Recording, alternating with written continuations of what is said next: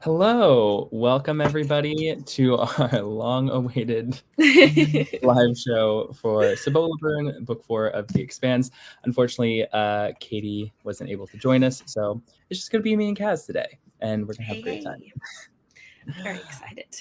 Yeah, so I actually just finished rereading this morning, so everything is very fresh in my brain. Brilliant. And it's kind of crazy because I forgot a lot of it, or I knew the general of it, but there was a lot that kind of surprised me. Yeah, did you find that you had forgotten some of the details of the story more in this one than other books in the series, or? Well, it was interesting, no, because I feel like books 5 and 6 are a little bit more murky, and then 7 and 8, that was just an emotional roller coaster, and I just had vague memories of it. But I think because I also recently, I've watched the TV show, this season was done very, very well. But there was a lot of little details and differences that I was noting, because I was like, oh, I think I remember this happening in the show, and then when it happened in the book, I was like, oh, that happened differently. So that was a little interesting, and also I love the characters so much. But what about you? What were your impressions? I, as per usual, thoroughly enjoyed the book. I really appreciated that it felt quite different from the first 3 in the series. It's obviously, in the first 3, everything's quite new to me because there's a lot of things happening in space and different parts of space, but this is for everyone in this world as well. They're venturing out into completely new territory, and then exploring what that means. And I really liked delving kind of into the science and the biology of it as well, and what in particular Elvie, her character, brought to the table, obviously as a scientist, and all of her expertise and her knowledge, and yeah, the kind of what just it's hard to formulate my thoughts, but some of the things that happen to the humans on this planet because they're not from this planet, and the way that their environment is interacting with them and reacting to their presence, was just super interesting. So I really liked exploring some of that. And then again, also very interesting set of characters in this one. We got some new perspectives as per usual, and I think the authors just do such a good job of introducing new characters each time and making them feel really real. I really connect with them, even if this is the first time we're meeting them. So yeah, I really liked meeting all the new characters. My heart breaks for so many of them, and I wanted to murder some other characters. Oh yeah, and yeah, we'll be non-spoilers for a little bit, so if you're coming in to just say hey and see what's going on, hello to all. Yeah, we'll dive into spoilers in a bit, but yeah, more general thoughts right now. One of my favorite things about this book specifically is that it does feel so different from the rest of the series, because this book to me almost feels like a Western. It's very new frontier, and I think this book had a lot of interesting things to say, especially about colonialism and who owns the rights to what, and people staking their claim, and also how one side wasn't right and one side wasn't wrong. Everybody was just kind of they all did some crappy things. Yeah, which makes it very interesting to read about. And then of course, crap hits the fan, and then they send James Holden in because exactly. Oh, I will say as well though, at the start, I think, was it the prologue, we got Bobby's perspective, and I was like, oh my gosh, yes, Bobby and Avasarala are coming back, and then not quite. It's just a little tease. The prologue and epilogue characters, they're always just kind of they pop in for a bit and then that's it. But yeah, we got 3 new perspectives in this book. We got Holden, of course, and then we had Havelock, who was Miller's partner back from book 1. So it was interesting to see his return. And the 2 new characters we got were Elvie Okoye and then Basia. And Basia, actually, we met briefly in book 2. So it's kind of a weird mix of new characters, but also some people that we kind of met before, but we're actually getting their perspective now. Which I thought was really interesting. Yeah, so I think maybe we can start diving into some spoilers because there's a lot to talk about with this book, So and I much don't to talk want to about. spoil. So yeah, if you haven't read it, highly recommend that you hop on the Expanse train and read. We'll be reading book 5 and book 6 sometime soon. We will update you with that. We are not going to set a time because that's too much expectation, but it'll come in the future. But yeah, so goodbye to non-spoiler people. If you'd like to stay and get spoiled, yeah, we're going to talk about it. So yeah, there's a lot of aliens in this book. There is very like plague. It was so funny reading this book post-COVID, especially oh god. with like the plague and the infection and all that, and then talking about like quarantining and stuff. I was like, oh, this hits in a different way than it did the first time that I said it. Exactly. It sure does.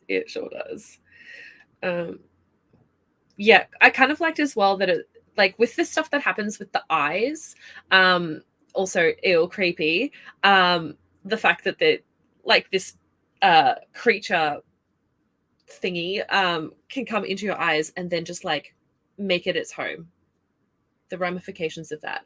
But it's also kind of just interesting because it's not like this is a new species that's introduced and the humans trying to deal with it. It's like it's the humans that are new to this space, and this is the effect of that. Yeah, and something I actually kind of appreciated was that it wasn't like Alien, where the organisms were like super malicious or anything. It just happened to be that this thing thrived in like salt water, and our eyes are salty, and it wasn't like it was like gouging out the eyeballs, or like it was just kind of like, you're kind of blind. Yeah, exactly. It's like a terrifying thing because it didn't have any evil intent, but this is just how it's adapting to this strange new creature that's on this planet, and that's how it's going to survive. Yeah, and same with like the death slugs, like yeah, so creepy, especially when they were all blind and they couldn't see, and it's like, oh my god, I actually hit a slug. Yeah. Exactly. That whole part where just absolutely everything is washed away so viciously, that it made me think a little bit of the Stormlight archives a little bit, just like how intense the environment was. The weather. Yeah, before we talk about I think like the whole disaster, because that's the whole second half of the book. It's like, where do we where do we even begin? Yeah, well, we can start at the beginning, kind of. So we have the colonists, or the squatters. So this was a group of Belters who were fleeing the war on Ganymede from book 2. And then during the events of book 3, they slipped through a ring gate and decided to colonize this planet. And then the UN sent in the RCE to stake a claim.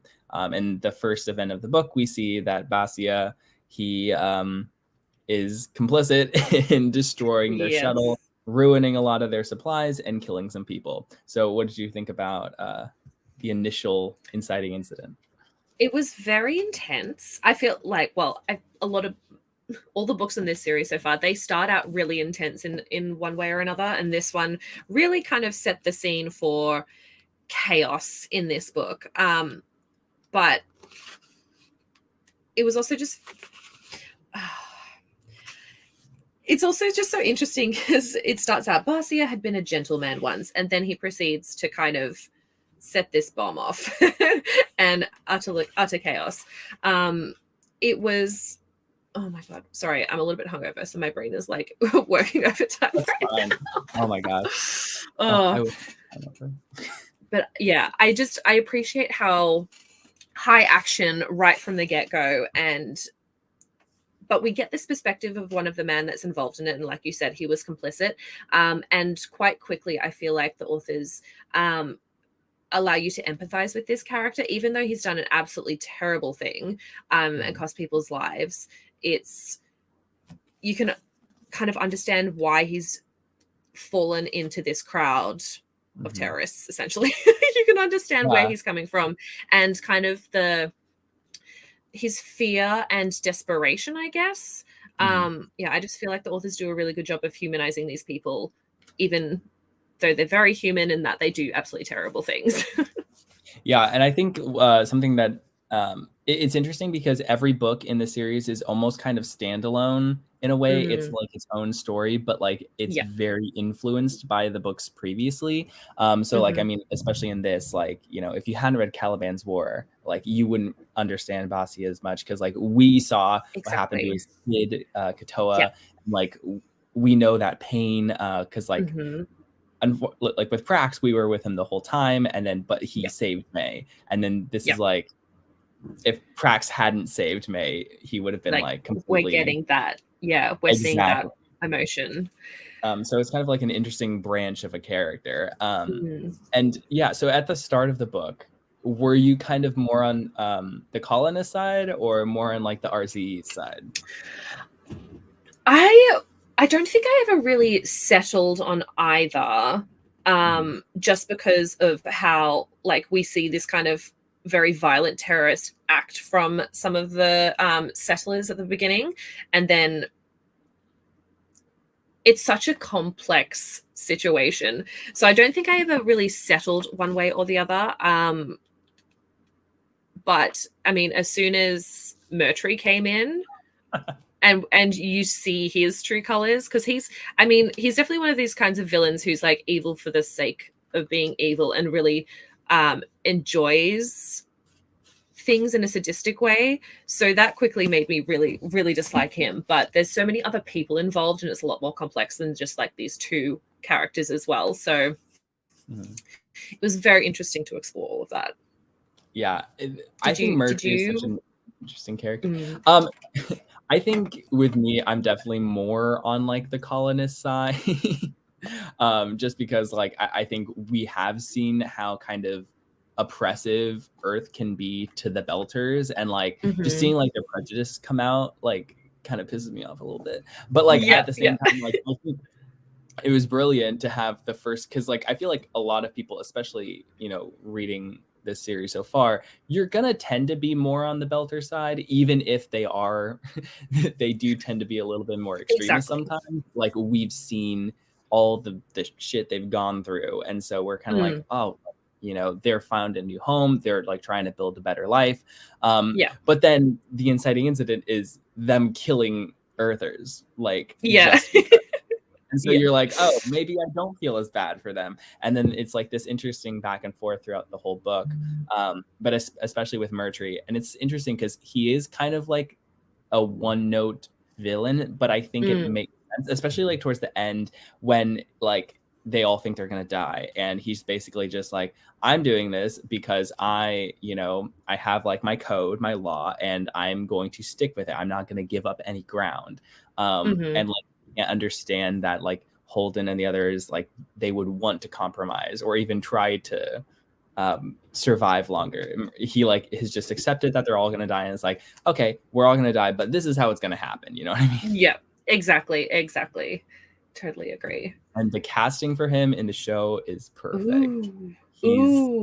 He's like one of those character actors who always kind of plays like a bad guy, and he just kills it in the show. Incredible. Like, you have no idea how much willpower it's taking me not to start the show yet, because I know that it's, well, besides like I think the first season following like a book and a half or other way around or something like that, then it's book for book, right? So I'm waiting until I've read enough before I start the show, because I know I'm going to binge it. The interesting thing is, I think for our next live show, book 5 and 6 are kind of like direct sequels to each other. Like they're very much like part 1 and part 2. And so I think if we read them together, that would be great. And the final season of the show actually adapted book 6. So they're ending after book 6. And then the final like 7, 8, 9 is like, it's very much like a trilogy. Like this series is so interesting because it's almost like a little trilogy of trilogies. And it makes sense to kind of end there, not gonna lie, because there is a time jump between book 6 and 7. I'm not gonna say anything else, but like they have said that they might come back in the future to like wrap things up or like do some more. Very So yeah, after we finish books 5 and 6, you can watch the whole show. Cool. Awesome. I'm looking forward to that day. Hopefully soon. We'll see. But yeah, so the other new character, we had Elvie, who was a scientist who came with the science, with the Earthers, the science team, and she is trying to figure out what's going on with the biology on the planet. She's trying to figure out a bunch of stuff. So what do you think about her? I really like what her perspective brought to the table. And she was definitely a very interesting character because she's like there for the science. So even though she came with the Earthers, she's like, none of her intention is like tied up with the politics of it, really. Like she's very scientific mind, curious, and excited to kind of explore this planet and all the things it has to offer. I don't think she's like my favorite perspective. I was a little bit, her whole thing about Holden was just quite, it just was quite extreme in a way. Just very interesting. Very, very interesting. She had like a bit of a crush. It was funny because like I loved how Fayez was like, you're not in love with Holden, you're just horny. So like, hello. Yeah. I'm right here. Yeah. I know. That was really cute. And I like them together. I'm glad I like that as well. Yeah, it was really funny because then Holden was like feeling awkward, and then he was like, I don't know, and then Elvie was like, no. I know. I'm not doing this anymore. Exactly. Like I thought that was when he finally realized what was going on and like finally said something, she was already well past it. She was like, I don't have time for this. We need to save everybody. So like, calm down. Exactly. Yeah, but I did really appreciate her perspective and how she was like, obviously a lot of what like her focuses was on exploration and trying to understand the planet and understand all the organisms and the environment. But when things get a little too intense, particularly after the storm, like she's also in like kind of survival mode and trying to figure out how everyone can get through this. So I think she's a very quiet but important kind of character, if that makes sense.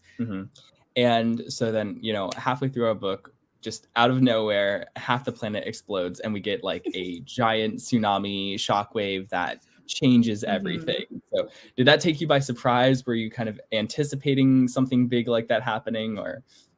I don't think I was anticipating something quite like that. I think because they kind of introduced this like proto-molecule-esque creature waking up, which they ended up killing, and then that didn't really kind of come back into the story again. So I was expecting that to develop more rather than something like blowing up. Yeah, I was expecting something more along those lines. And I guess like the whole slug thing, like finding more creatures coming out of the woodwork and causing havoc, not that initial kind of explosion and then tsunami wiping out everything. Yeah, it's really interesting because I think the books have kind of bounced back and forth between having the proto-molecule kind of plot in the forefront versus like the human kind of conflict as well. And in this book, we have the human conflict, but we also get a lot of information kind of about the proto-molecule and like the builders and stuff like that. Yeah. So we now know that there is something that like killed them, that wiped them out. We got a little bit of hints of that in the last book, and now like we're kind of seeing the ruins. And so what do you think about this whole plot? Where do you like with the aliens? Where do you think it's going? What do you think about? I've been a little terrified to theorize because this whole idea, like, because the people who created the proto-molecule have like caused so much damage in this series, like obviously from book one. And so the fact that there's this something out there that then went on to like wipe them out is like a really terrifying thought. There just seems to be this like looming danger that no one really knows what it is, what really happened, which is kind of a horrifying thought, the like the unknown of it. Exactly, like it's a huge mystery, and I don't even know where to begin in like theorizing what it could have been, because I feel like how would they survive if it seems to be this like very powerful source, whatever it is. Yeah, And it's great because I actually haven't read the last book yet, so we're both gonna, experience that together for the first I was time. gonna So that'll be I was gonna very say fun. you'd like not sure what to say. That's okay, that's really cool. Yeah, I don't know still, and I think Very it's interesting that like you don't have a more concrete hint even at book 8 well, though. I have some Some more yeah, information, but not like not enough. 100%. Yeah. But yeah, it's like it's so interesting because I love that the authors have basically set up this super powerful, crazy alien thing that we are, scared of, and then they're like, oh, but something worse is coming, and Yeah, like oh damn. it's like it's a great way of like setting things up and getting our expectations out. But overall, like I mean, this series is built on the characters, and I think that the characters just get stronger and stronger. And then in this book, we had some of our other characters who were up in space, dealing with the non-planetary stuff. We had Naomi and Alex up in the ship, and then Basia got stuck up at sent up to the Rossi as well. And then Havelock was on the RCE ship. And then after the halfway point, their reactors stop working. So then it's a slow crash into the atmosphere. It's like none of these characters can catch a break. Seriously, like there is no moment of rest in these books, I swear. So yeah, I personally really like the balance between the two plot lines, because I feel like it would have been easy to have like the characters up in space just being like, oh no, like we're watching you, we're sending you help, but because like there's this disconnect and they can't help each other and they're both dealing with their own crap, it just created a sense of like kinetic like force, like you're switching back and forth between the narratives and you're like, oh my god. Yeah, and it was getting to the point where like especially after the halfway mark and things go wrong, there's a big explosion and then the reactors stop working, where like I don't think earlier on in the book I minded. It wasn't that like it would switch perspectives and I'd be like, no, I want to find out more. But it was after the halfway point, I was like so gripped and like, I need to find out what happens here, but I also need to find out what happens up in space. And then on the planet and up in space, everything is just so up in the air. You're like, how are they going to make this through? Because every force is like working against them at that point. And kind of, oh, my heart just broke for Basia as well, with knowing that his daughter was on the other ship. That was going to be the first to fall into Earth's atmosphere and catch flames, and just that as well, when like, because everyone was kind of like, we know that this is going to happen and there's not a whole lot we can do, but he was like, no, we're not stopping here, we're finding a way. And it was his persistence that caused them to think about like shooting off the Gauss rounds and then saving them. And then of course you had like little circular things come back, like the team of scientists that Havelock trained was the team that was coming after him. Yeah, I know, right? Oh my God. Yeah, I really appreciated the fact, you could have just had like a security man, like kind of like Murtry, where he didn't care about like killing people. But I really appreciated the fact that he was like, I'm not going to kill any of you guys. I'm going to like shoot at you, disable you, and then tell you, hey guys, you should probably go save him. Like it was just such an interesting dynamic. I loved how we that whole scene. I loved how we acted throughout it. I was going to say as well, with the whole thing with Basia's daughter, I feel like that was just such a like huge moment for him. And one of the reasons why he was so persistent and not willing to let her go is obviously because of what has happened in the past with his son, and the fact that he feels so much guilt that he left his son behind when he was still alive. Obviously, they assumed the worst, and in order to like protect the rest of his family, they fled, which makes a lot of sense. But also just that, like, as a parent, I can totally understand that he would just feel so guilty about it, and feeling like he could have prevented that almost. So it's such a driving force for a lot of what he does in the second half of that book. And so looking towards the future, we now have hundreds of thousands of systems opened up, and it's going to be, basically a gold rush of people trying to sell these planets. So where do you think the future of the Expanse series is headed? I know that's a huge question. But It is a huge question because I'm unsure because they've opened it up literally to endless opportunities. So I feel like that, but how? I have no idea. Well, okay, And I'll I give you can't some ask you guesses. the same because you know. Well, I know, yeah. Yeah. I know some, but Yeah. so at the end of the book, we get the epilogue with Avasarala, and we Oh yes. see specifically that Mars is basically dead now because nobody's gonna want to stay on Mars because they can just go to a different planet with like a working atmosphere and they don't have to like terraform. So where do you see this like Martian plot line kind of headed? Well, it could continue in the same vein of like people trying to flee for their lives, but also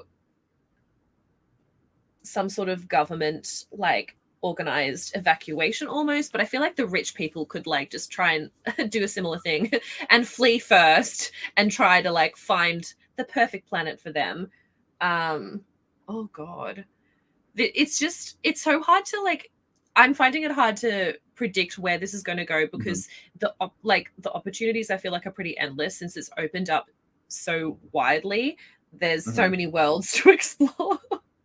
Yeah. Oh, but are like the Earthers and the Belters going to allow Mars to leave like that, or are they do they want to stake some claims? Are they going to take advantage of them being weak?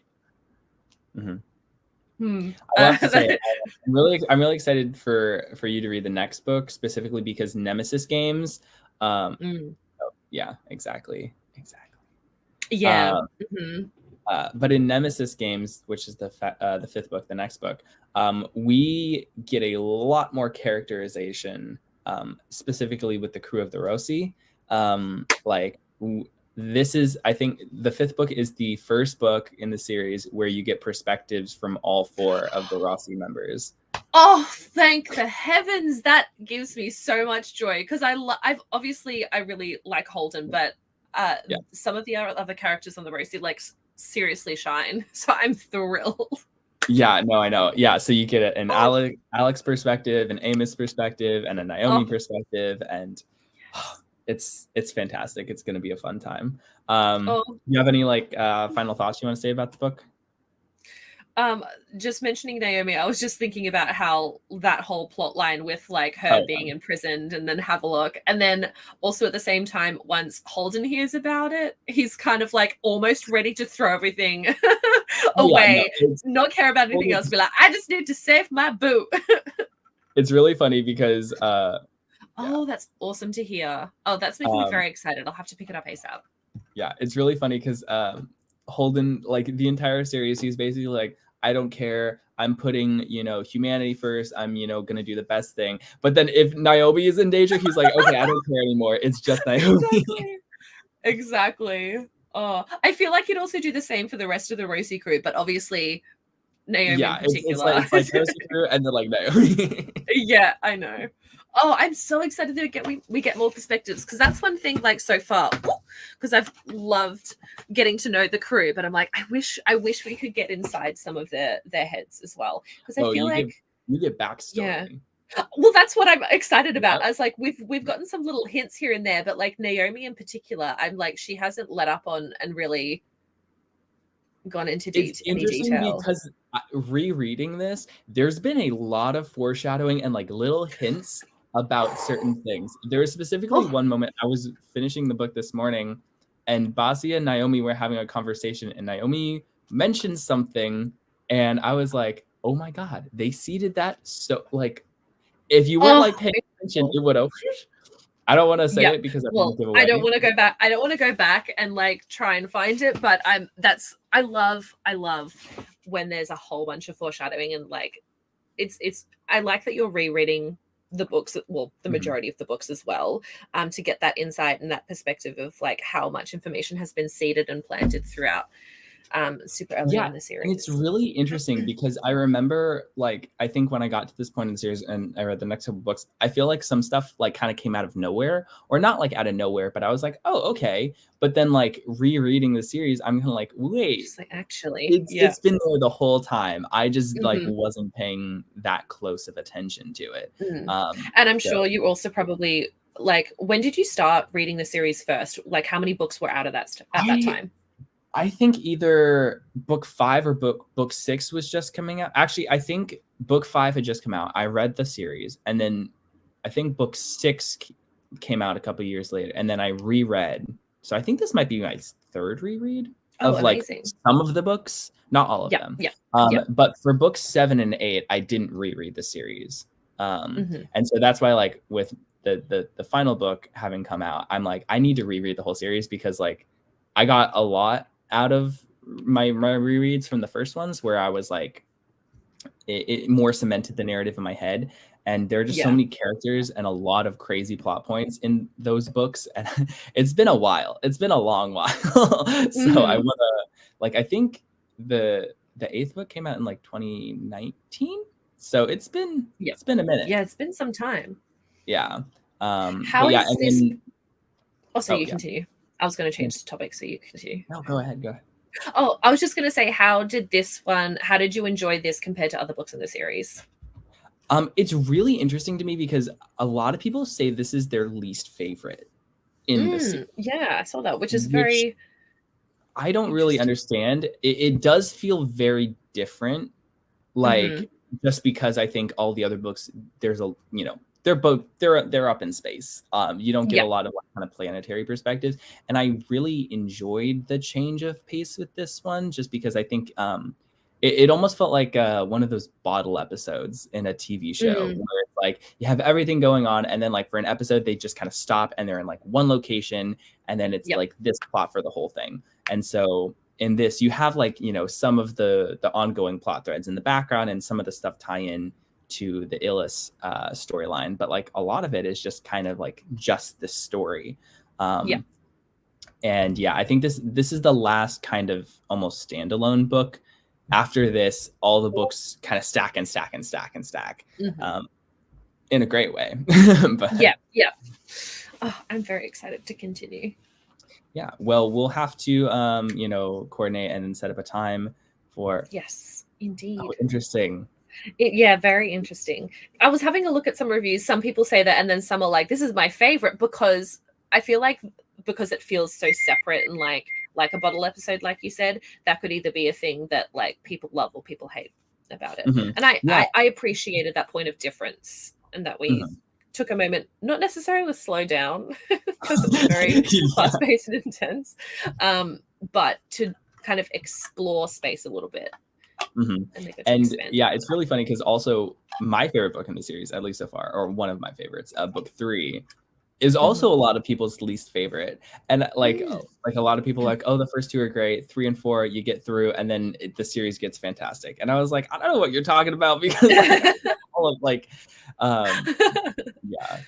And yeah, just another thing I want to point out in this book, like, I mean, I've noticed in every single Expanse book, and I just want to say again, for being written by 2 white men, this book is like really diverse for just like no reason. It's just very like casually, like you have a lot of different races and different characters with different skin colors and the way that affects like who they are. And then also you just have like casual like queer representation like here and there. Like it's not like, forced or like, oh, these characters are, the gay cameo. It's just like, oh, this random side character, like her and her wife and their kid. Like it's not like sticking out, but it's just like Yeah. it's so far kind of in the future where like this kind of stuff just really isn't an issue. It's like they have the issues are like between Earth, Mars, and the Belt. Yeah, and then, it's like same but different almost. Like it's evolved to be a different issue in the future. exactly. And also I really appreciate that, and the show also does a fantastic job of kind of keeping that like casual great. representation. Like I like, and the one interesting thing I think about the show that they do really, really well is they have a lot of the characters kind of be amalgamations of different characters. So they'll have like one character who is kind of a combination of a couple different book characters, which makes it easier for the viewer to follow along. And I do believe, I can't remember exactly, but they have Lucia kind of take the place of Basia in the show, and they don't have Basia and his like kind of connection to Katoa, which is a little disappointing. And then Havelock is not in season 4 as well. Right. Which is a little interesting. But because I liked having these characters come to the forefront and having those links to past books. So, I mean, that's a bit of a shame on the show front, but I understand that like adapting something to a different format, like there's going to have to be. Yeah. It's really interesting though, because the way that they do it, it doesn't stand out as much. And also just because I think we get to spend so much time in a book. Obviously, you know, a book is different than a movie or a TV show. And so you get to spend more time with the characters. But in the show, I think they really they focus more on the Rossi crew than some of the other side characters, which is great. Right. But also, you know, sometimes you get a book character that you just absolutely in love with, and you're like, oh no. Like there's one character that you'll meet, I think in book 6, and she is one of the characters who's kind of been made like absorbed into an amalgamation, and that character is also my favorite character on the show. Oh yeah. So I'm like, on the show. Right. Yeah. Yeah, so it's like, one of my favorite characters from the book, and it's not the same character in the show, but like it kind of is. I can't wait for you to meet her. She's great. But I think that about wraps it up. Is there anything else that you kind of want to say about the book or the series? I don't have anything to add. I'm just hella excited to continue, and thank you, Toxic, for getting me very, very excited for Nemesis Games, your favorite in the series. I can't wait. Yes, it's going to be great. Okay, well, thank you guys for joining us and watching. And if you follow along on my channel, follow Kaz, follow me, and then also on Twitter at the Expanse Readlong, which is, I believe it's at Read the Expanse. You can follow all the updates and news there because we will let you know when we're going to read Nemesis Games. Exactly. It'll happen. Might not happen next month, but pretty soon. Yes. Very excited. Bye, guys. Bye.